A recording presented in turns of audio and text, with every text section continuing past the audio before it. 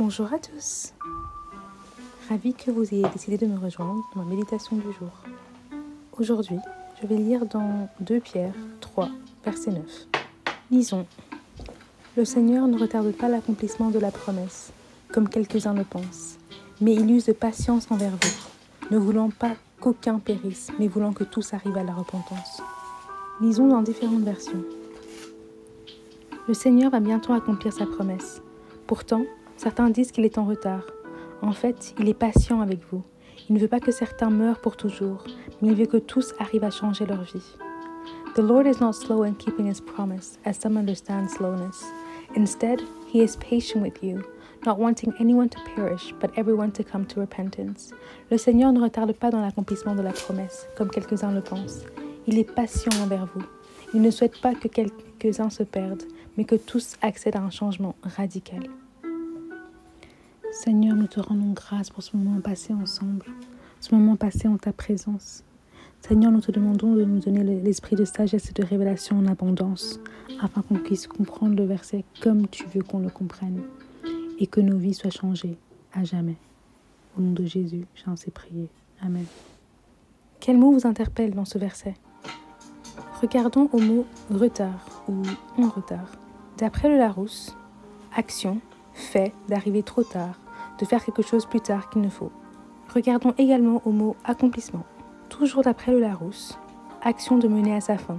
Synonyme, aboutissement, achèvement, conclusion, concrétisation, couronnement, dénouement, épilogue, exécution, fin, réalisation. Regardons quand même aussi au mot « promesse ». Action de promettre quelque chose, engagement que l'on prend en promettant quelque chose, assurance donnée à quelqu'un par quelque chose. Relisons déjà la première partie de ce verset. Le Seigneur ne fait pas arriver plus tard qu'il ne faudrait la concrétisation de son engagement envers nous, comme certains le pensent. Continuons avec le mot repentance. Regret douloureux que l'on a de ses péchés, de ses fautes et désir de se racheter. La manifestation de cette attitude. Je mettrai le lien en barre d'infos. Il semble que le désir de se racheter pour ses fautes est alors une clé. Car il est écrit, il ne retarde pas, mais plutôt, il donne le temps de la repentance. Qu'est-ce qu'on fait quand on se repent à Dieu ? On passe souvent plus de temps en sa présence. On cherche sa face, le réconfort, mais on cherche aussi des révélations. C'est d'ailleurs une révélation qui nous pousse à nous repentir, car on ne se repent pas de soi-même. Il y a toujours une chose qu'on réalise avant. Il est écrit, demandez et l'on vous donnera, cherchez et vous trouverez, frappez et l'on vous ouvrira. Car quiconque demande reçoit, celui qui cherche trouve, et l'on ouvre à celui qui frappe. Dans votre repentance, vous cherchez naturellement, et Dieu se révèle. Il vous révèle ses projets qu'il avait formés pour vous, bien avant que vous ne soyez dans le ventre de votre mère. C'est ici qu'on comprend qui on est, notre identité, de notre valeur et des hauteurs où Dieu veut nous emmener. Quand il nous révèle ces choses, aussi impossibles qu'elles semblent, ce ne sont pas des suggestions, c'est une stratégie pour dominer. Et vous me demanderez, qu'est-ce que ça a à voir avec le verset ? C'est dans la révélation de qui on est et dans la révélation des projets qu'il a pour nous que nous pouvons réellement nous aligner à la destinée que Dieu a pour nous. Frères et sœurs, tout est déjà accompli. Ce que Dieu pouvait faire pour toi, il l'a déjà fait. Il a payé le plus grand prix. Quand il est écrit qu'il ne tarde pas à accomplir sa promesse, je crois au fait que c'est parce qu'il l'a déjà fait. Il y a un temps précis pour l'accomplissement de cette promesse. Et il ne veut pas que tu la rates. Mais tu dois être aligné. Et nous ne devons pas juste être alignés, nous devons être préparés. Et la seule manière de l'être, c'est d'avoir ce désir d'être en sa présence. Le désir de le comprendre.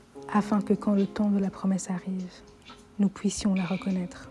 Et si réellement nous avons foi en Dieu, et si réellement nous comprenons, comme on l'a dit dans nos vidéos précédentes, que la manifestation de la promesse est sa responsabilité, alors nous devrions être en plein travail, pleinement occupés à préparer tout ce qu'il faut pour l'arrivée de la promesse. Que ce soit organiser des choses, acheter des choses, prier, méditer, épargner, grandir en sagesse.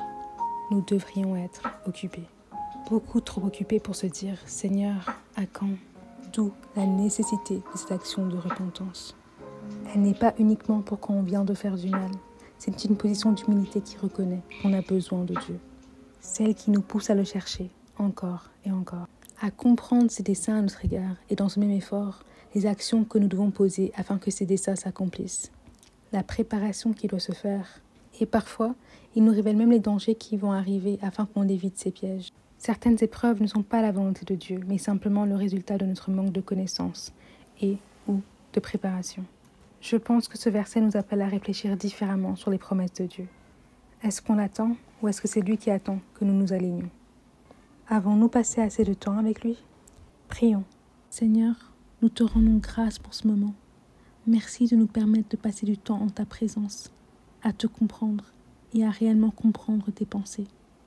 Seigneur, aide-nous à désirer passer du temps dans ta présence, à désirer te connaître encore mieux et à comprendre les desseins que tu as pour nous, afin de nous préparer et de nous aligner à ce que tu as pour nous. Au nom de Jésus, j'ai ainsi prié. Amen.